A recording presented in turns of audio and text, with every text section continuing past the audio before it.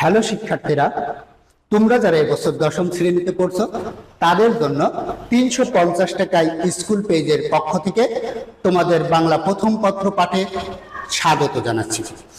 আমরা এখন দেখি আমার বোর্ডে লেখা আছে, আজকে আমরা যে ক্লাসটা নিয়ে আলোচনা করব তোমাদের সাথে সেটা হচ্ছে কবিগুরু রবীন্দ্রনাথ ঠাকুরের লেখা ছোট গল্প শোভা।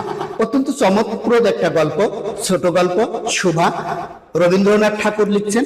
আমরা রবীন্দ্রনাথ ঠাকুর সম্পর্কে জানি না এমন কেউ নাই, তারপরেও বলি রবীন্দ্রনাথ ঠাকুর বাংলা 1268 সালের 25শে বৈশাখ জন্মগ্রহণ করেন এবং 22শে শ্রাবণ 1348 সালে মৃত্যুবরণ করেন। কবিগুরু রবীন্দ্রনাথ ঠাকুরকে আসলে সাহিত্যের দিকপাল বলা হয়। সাহিত্যের এমন কোনো অঙ্গন নেই যেখানে তার পদচারণা নেই। যেমন ছোট গল্প, গান, কবিতা ইত্যাদি। এছাড়া তিনি একজন নাট্যকার, অভিনেতা, এমনকি চিত্রশিল্পীও তিনি, প্রযোজক, পরিচালক। অর্থাৎ সাহিত্যের এমন কোনো শাখা নেই যেখানে তার পদচারণা নেই। তার অসংখ্য লেখা, তার হাজার হাজার লেখা, এর ভিতর থেকে আমি দু একটা একেবারে উল্লেখ না করলেই নয়, তাই আমার বলতে হচ্ছে। সেগুলো হচ্ছে তার অজস্র রচনার মধ্যে মানসী, সোনার তরী, চিত্রা, কল্পনা, খনিকা, বলাকা, শেষের কবিতা ইত্যাদি উল্লেখযোগ্য। তারপরেও বন্ধুরা তোমরা অবশ্যই কবি পরিচিতিটা আরেকটু পড়ে নেবে, কারণ এখান থেকে অনেক সময় আমাদের নৈর্ভিত্তিক প্রশ্ন হয়ে থাকে। তো বন্ধুরা, তোমাদের এখান থেকে যে সৃজনশীল প্রশ্ন আসবে সেই সৃজনশীল প্রশ্নের উত্তর দেওয়ার জন্য অবশ্যই আমাদেরকে একটা কথা মাথায় রাখতে হবে, তা হলো যে কোনো ছোট গল্প, প্রবন্ধ, নাটক, কবিতা যেটাই আমি পড়াই না কেন তোমরা অবশ্যই তার মূল ভাবটা জেনে নেবে। আমি তোমাদের সাথে আজকে এখন সেই মূল ভাবটা নিয়ে একটু আলোচনা করব। শোভা গল্পটি রবীন্দ্রনাথ ঠাকুরের বিখ্যাত গল্পগুচ্ছ থেকে সংকলন করা হয়েছে। এখানে কবিগুরু তার হৃদয় নিংড়ানো ভালোবাসা উজাড় করে দিয়ে বাক প্রতিবন্ধী কিশোরী শোভাকে তুলে ধরেছেন। শোভা কথা বলতে পারে না। মা মনে করেন এটা যেন তার গর্বের কলঙ্ক, কিন্তু তার বাবা তাকে অত্যন্ত ভালোবাসেন। আর কেউ তার সঙ্গে খেলে না, মেশে না, কিন্তু তার বিশাল একটা জগৎ রয়েছে যেখানে সে তার মনের ভাব ব্যক্ত করে, যেখানে সে তার মনের ভাব ব্যক্ত করে, যেখানে সে মুখর। তারা হলো কয়েকটি জীব, তার ভিতরে কি দুইটা গাভী উল্লেখযোগ্য, সর্বস্বী এবং পাঙ্গলিক, এটা ছিল। এবং এই বিপুল এই বিশাল প্রকৃতি তার ছিল মুক্তির এক আনন্দের আধার। আমি এখন তোমাদের এই বিষয়ে আরেকটু ডিপলি যাই, অর্থাৎ আমরা যদি গল্পের দিকে যাই তাহলে আমাদের দেখা যায় যে শোভা মেয়েটির নামটি সুভাষিনী রাখা হয়েছিল।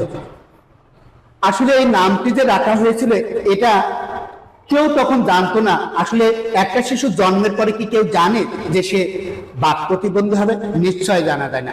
তাই তার বড় দুই বোনের নামের সাথে মিল রেখে মূলত তার নাম রেখেছিল সুভাষিনী, যাকে আমরা সংক্ষেপে শোভা বলে থাকি।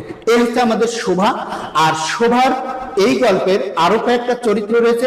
সে হচ্ছে শোভার বাবা, শোভার মা, নির্জীব দুইটা প্রাণী, পাঙ্গলিক এবং সর্বস্বী। এছাড়া সমভাষা বিশিষ্ট জীব বলতে শুধু একজনই তার সাথে ভালো ছিল, ভালো আচরণ করত, সে ছিল গোসাই বাড়ির প্রতাপ। আমরা এখানে দেখেছি যে মনে মনে শোভা কিন্তু প্রতাপকে পছন্দও করে ফেলেছিল, কিন্তু অত্যন্ত পরিতাপের বিষয় যে সেটা কখনো প্রকাশ করতে পারে নাই। এটাই ছিল তার হয়তো অনেক দুঃখের বিষয়। তো এখানে আমরা জানি যে শোভার বাবা ছিল বাণীকণ্ঠ, তাদের গ্রামের নাম ছিল চণ্ডীপুর। সে মোটামুটি একটা সচ্ছল পরিবার, সেখানেই শোভার জন্ম। তার বড় দুই বোনকে খুব বড় ধরনের আয়োজনের মাধ্যমে বিবাহ সম্পন্ন করেছিল। পরবর্তীতে সে যখন শোভা বড় হতে থাকলো, বিবাহযোগ্য হতে থাকলো, তখন সে বাবা মায়ের বেশ একটা হৃদয় ভার হয়ে উঠলো, তাকে নিয়ে বেশ ব্যতিব্যস্ত হয়ে গেল। এরকম কিছু বিষয় রয়েছে। তারপরে আরো কিছু বিষয় আমাদের রয়েছে, যে শোভার সাথে কেউ মিশতো না, শোভাকে সবাই এড়িয়ে চলতো এবং শোভার সাক্ষাতেই তাকে বেশ নিন্দা করতো। এটা কিন্তু শোভা বুঝতে পারত।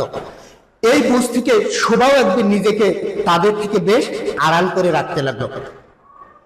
এরপরে আমরা দেখেছি যে শোভার পছন্দ ছিল এই প্রকৃতির সাথে মিশে যাওয়া, নদীর ঘাটে বসে থাকা, নদীর ঢেউ গোনা, আর ওই নদীর ঘাটে সে মাছ ধরতো ওই গোসাই বাড়ির সেই ছেলেটি প্রতাপ, যাকে শোভা প্রায়ই মানে প্রতিদিনই বলা চলে একটা করে পান উপহার দিত। আসলে এটা ছিল শোভার থেকে প্রতাপের প্রতি একটা ভালোবাসা।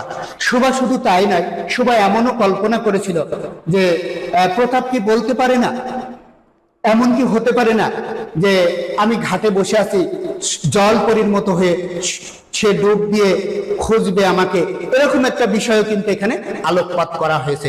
অর্থাৎ এটা ছিল তার প্রতাপের প্রতি একটা ভালোবাসার বহিঃপ্রকাশ, এবং তার যে গ্রামের প্রতি ভালোবাসা, তার যে দেশের প্রতি ভালোবাসা, এটাও কিন্তু আমরা দেখেছি। যখন তার বাবা বাণীকণ্ঠ যখন তাকে বিবাহ দেওয়ার জন্য তাকে গ্রাম ছেড়ে কলকাতায় নিয়ে যেতে চাইল, তখন কিন্তু সে সেই শুক্লা দ্বাদশীর রাত্রে সে কি করেছিল, এই ঘর থেকে বের হয়ে, তার শয়ন কক্ষ থেকে বের হয়ে এই প্রকৃতির উপর আশ্রয় করে যেন বুকে জড়িয়ে ধরে বলেছিল যে আমার সাথে এমনটা না হলে আমি তোমাকে কখনোই ছেড়ে যেতাম না। এটাই যেন বুঝাতে চেয়েছিল, এটাই যেন তার ওই দেশ প্রেম বুঝাতে চেয়েছিল।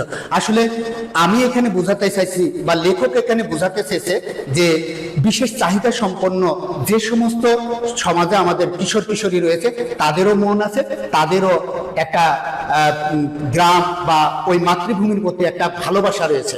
এখানে রবীন্দ্রনাথ ঠাকুর শুধু শোভাকে বোঝায়নি, শোভার মাধ্যমে মূলত রবীন্দ্রনাথ ঠাকুর বোঝাতে চেয়েছে এই সমাজের যত বাক প্রতিবন্ধী আছে তাদের প্রতিনিধিত্ব করেছে এই শোভা।